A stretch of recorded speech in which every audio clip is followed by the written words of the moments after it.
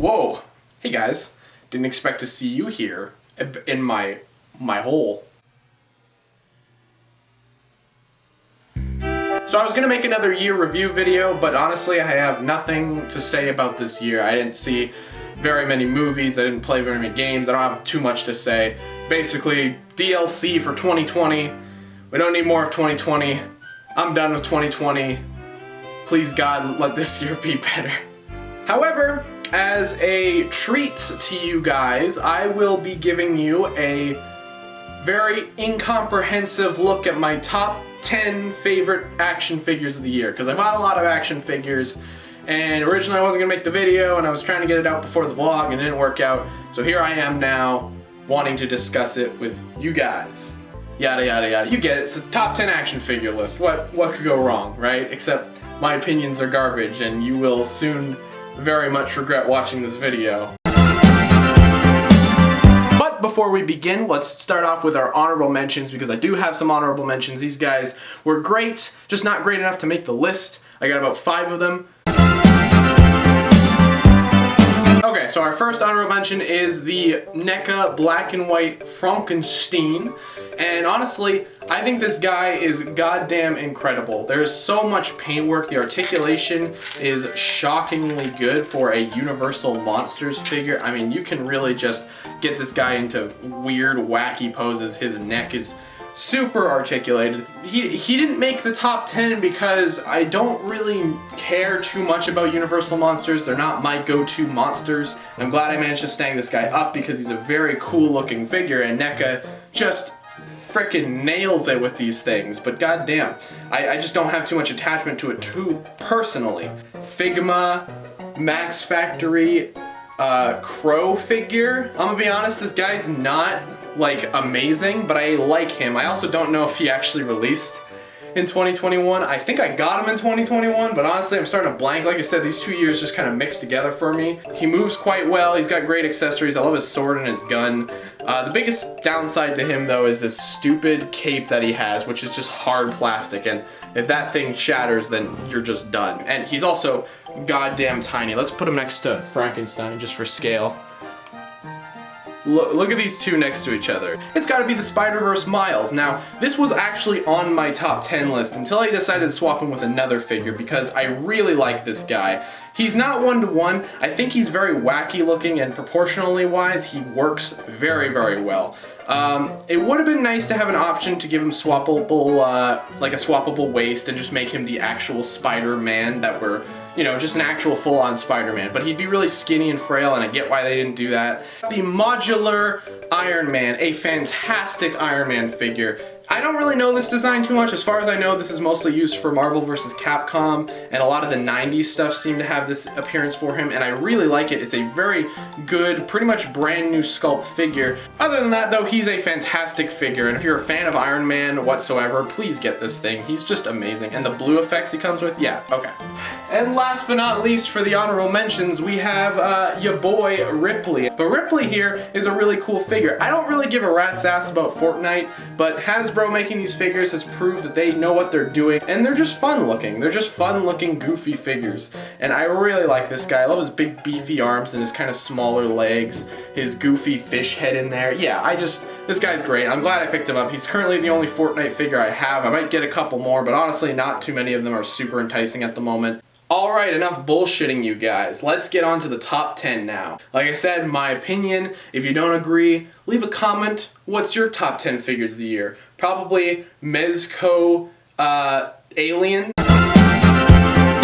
We've got the Mark 85 Iron Man from the Iron Man vs. Thanos 2-pack. Wanted just an actually solid Mark 85 Iron Man for a really long time because I really like that suit from the movie, and this figure just holds up so well. The red could be a bit deeper, I think, but other than that, the fact of the matter is you get so many accessories with him. You get a snapping hand, you get so many effects, you get 3 alternate heads, 2 of which are Tony heads, and I do think the Tony head is a bit big on him. I might be wrong about that. I just think it does look a little large for him. Just love this guy. Really do genuinely love this guy. I think he is one of my favorite MCU figures. So if you're an Iron Man fan whatsoever, please get that 2-pack. I know it's expensive and kind of hard to find, but if you can find it, please. This damn 2-pack is so So good. Boba Fett from the Black series. I really like this figure. This was a great idea to release this as a, what is it, a deluxe pack or whatever. And I know people are kind of mad about the fact that he is a deluxe, but honestly, this figure is really great. If you want a Boba Fett figure, this was the perfect way to get him. I don't know how hard he was to find. He was pretty abundant over here, at least. And I don't have very many Black Series figures. This is pretty much the only original trilogy character that I have. But I'm very, very happy to have him. He's a great figure, and he's got a ridiculous amount of freaking head articulation for some reason. Like, Jesus, Boba Fett having this amount of range is crazy. What are you gonna go wrong with this? I want them to release more figures like this original trilogy, like deluxe packs or whatever. Maybe get a Han pack or something, or I don't know. What's another character I'd like? Miles. This is actually a change. This actually was a little bit lower on the list until I decided to swap some things around.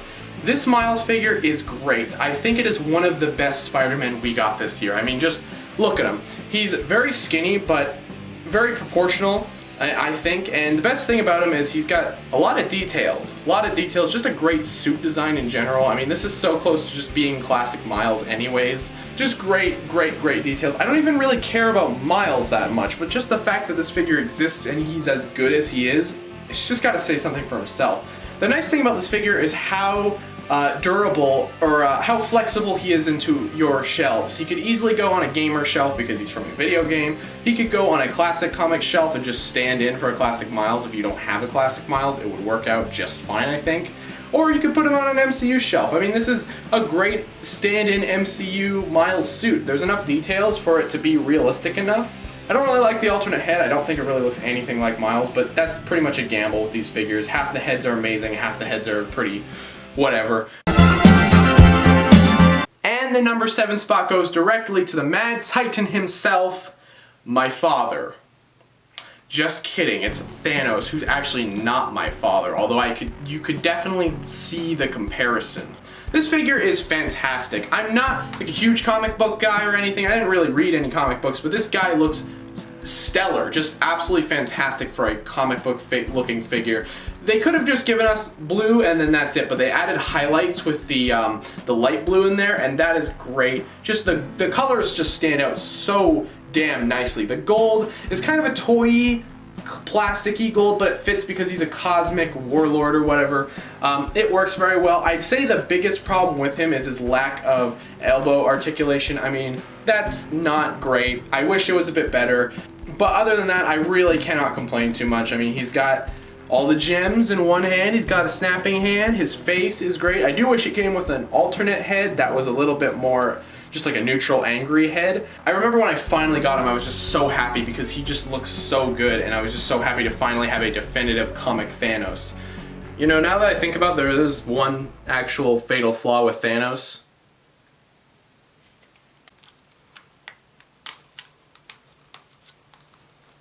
His head comes off. Thor. This Endgame Thor is spectacular.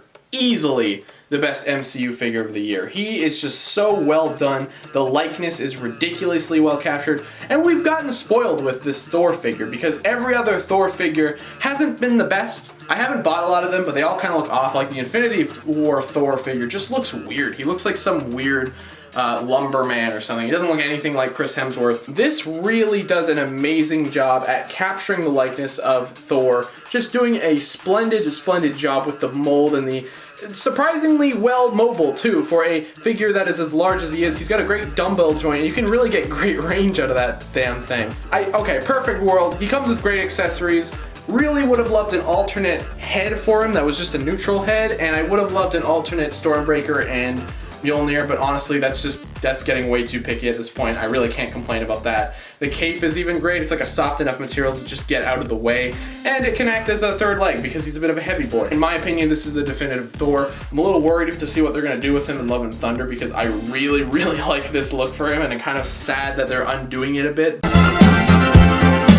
Okay, number 5 is going to what I believe is a very important figure for the collection. The MCU collection specifically. I said that Thor was my favorite MCU figure, however there is one figure that I think trumps him. And I might be a bit biased, but that's okay. Integrated suit Spidey for me. I adore this figure. I think he's one of the best Spider-Man figures I own personally. The suit design in general is just great. I really like the gold. I know people are a bit indifferent about this suit, but honestly, I don't care. I think it just works so well for a definitive MCU Homecoming trilogy Spider-Man. I'll say that. The only misstep, I think, would have been just give us an alternate Tom Holland head. Would have been so easy. Just throw it in. Web effects, maybe some wall crawling hands. I think it would have been perfect. Other than that, he's a bit skimpy on the accessories, but other than that, he's a fantastic figure. Easily my favorite Spider-Man of the year. I just cannot get over how much I love him. He's got pinless tech. I mean, this guy, yeah, I know it sounds like I'm rambling a lot, and I am, and I feel bad. I'm not getting out coherent thoughts, but I really can't help it. This guy's just so damn good. My favorite MC figure of the year. I mean, come on. Venom! That's right, folks. We got the PulseCon exclusive Venom. The moment this guy was announced, I was like, yep, I need that thing. People are very upset with this figure. It's too expensive. The holes are not the worst things in the world. I don't know. I don't hate them. I know people really despise them, but honestly, maybe it's because I'm not a huge photographer, and that's probably why, but I really cannot get over how good this figure is. He's big. This body works perfectly for him. He's got a great amount of articulation, and comes with alternate hands and an alternate head. They didn't even need to give us an alternate head, but the fact we've got a regular smiling head and then a tongue out head, that's just amazing. Absolutely love this figure, and I think they did an amazing job with the paint job. I love the red and blue like cell shading on here. It just looks so cool. It's such a great idea for a figure. That's why he's my number 4, because he's just so good, and I just cannot believe I loved him as much as I did. I was very worried that this guy was going to be overhyped or that he wasn't going to live up to the expectations, but goddamn, he lived up and he delivered hard. So yeah, again, might be biased, but I don't care. Okay, now we're down to the top 3, and these figures are going to be very, very simple, but I bet you won't guess what number 1 is. Ultron. This guy's amazing. I don't even have like any connection to Ultron outside of Age of Ultron, but the paint job on this guy, spectacular. It's an all new mold. It looks absolutely incredible. The head just perfectly captures the evil vibe of Ultron. I love the Kirby crackle effect he comes with. He comes with plenty of hands. He articulates very well. I love what they did with the shoulders. And maybe he could have come with more effects or something. Again, I don't know Ultron super well, but in my opinion, this is just amazing. Like Thanos, this guy just steals the shelf. I just cannot believe how cool and good this guy is. And he didn't even come from the bad guy wave. He came from a friggin' Ursa Major wave. So I'm not complaining though. This guy's actually just amazing. And if you don't have him, and what are you doing? Go to the store, go get him, because he's great. If you can find him, you probably won't be able to find him in stores, but order him online or something, I don't know. What If Wave zombie cat figure. No, this is not a joke. I think this guy is absolutely fantastic. It is easily one of the best Captain America figures we've ever gotten, which is very weird to say, because he's a goddamn zombie, which is just, in and of itself, a very weird thing. I'm not a huge zombie guy. I'm really not. Like, zombies are cool and all, but they're like my least favorite, like, fictional monsters. I don't really care about zombies, but what really works for this figure is the articulation and the paint job. This guy's gruesome as hell, and I just think that's a really bold thing for them to put out on the shelf. Like, yep, here you go. This guy just looks absolutely incredible. The best thing about him though is, besides his paint, which is applied very, very well, I love the faded parts on his suit. They all just look they stand out, like specifically the hat and the star on the chest. It looks great. The best thing about this guy is his articulation, because he's got ball joints, his neck can just, and for a zombie, that's great. You want to have a zombie express as much as you possibly can. This guy is just amazing. I cannot get over how our best Captain America figure ever, basically, is a goddamn zombie Captain America from What If. That's my favorite Legends of the year, and my number 2 spot for my favorite action figure of all time. Alright folks, the moment you've all been waiting for. What is my number 1 favorite of the figure of the year? Plunderling Captain Teal. Or, I guess just all the Plunderlings, because they're all basically the exact same thing anyways. Plunderlings is such a cute fun idea. I absolutely love the fact that this is taken off in any way, shape, or form. They're dumbass looking goblin toys. I can't believe that this worked out and is funded and went the way that it did, because this is the reason why this is my number one choice is because this is a toy line specifically tailored to me, and I didn't even back the Kickstarter, okay? I didn't even know it was a thing. I was just getting into collecting action figures at the time, so I wasn't aware of this thing until much later. But this toy line is so tailored to me, I cannot believe it. They are little goblin men with big heads and big feet and big hands or whatever, and they're pirates too. I mean, yes to all of that. I have two Plunderlings. I have a Teal and Gank. And Gank's great, but this guy is a captain, so he comes with even more captain stuff. He's got a pirate hat, he's got a big sword, and that sword looks just incredible, and their articulation is great. I will say there is one major flaw with these guys. Their paint chipping is pretty bad. I don't think it'll rot away over time, but you just really have to be careful when moving these guys, because the paint will chip, and it will be unfortunate. But other than that, though, they look fantastic. They come with 3 heads total. That's insane. They come with hand accessories, they come with alternate weapons. You want to buy all of them. You want to have an entire shelf of Plunderlings. And I will continue supporting Plunderlings as much as I possibly can, because I absolutely adore this theme. I adore the idea behind it. I adore the fan response. I adore the team working on it. They have done an amazing job with this line specifically. And I'm sure the person who started Plunderlings is very, very happy to know that that their products have just received mass love and praise, and the best thing about the Plunderlings too are their asses. They have giant Kim Kardashian ghetto booties, and I absolutely love that so much. So that was my top 10. You might disagree with me. That's completely fine. Again, I wish I bought into more themes and more different toy lines this year. I just didn't have a lot of time. I was mainly focused on Hasbro because it's easier to get Hasbro stuff. Great stuff this year. I thought 2020 was good. This is even better. They have really just skyrocketed quality this year. Hasbro is continuing to step up in every direction, just improving with their legends so well. Everything else too is just working for them. They have something going on. They're doing well. There are some missteps here and there, but honestly, overall, Hasbro has become like a peak company in terms of making toys. NECA as well has gotten just as good. I didn't get very much NECA stuff this year. That's why there wasn't a lot on this list. I really wish if there was an Alien or something that I bought this year, maybe, but I didn't buy any new Alien figures. There wasn't too much from NECA that I bought this year. So I wish there was a little bit more variety in my list, but I'm hoping that the #1 spot makes up for it. So thank you very much for watching Renzolian in 2020. I will continue doing what I do by not putting out videos, or putting out videos that no one cares about, and making what I want to make. But I will see you guys next time. I have some pretty fun videos in the horizon for 2022. I've been making some promises for years that certain videos are going to be out and then they don't come out. I want to start doing that this year. I really do. I really want to start putting my ass into gear and getting some videos out. Thank you guys for watching. I will see you guys later.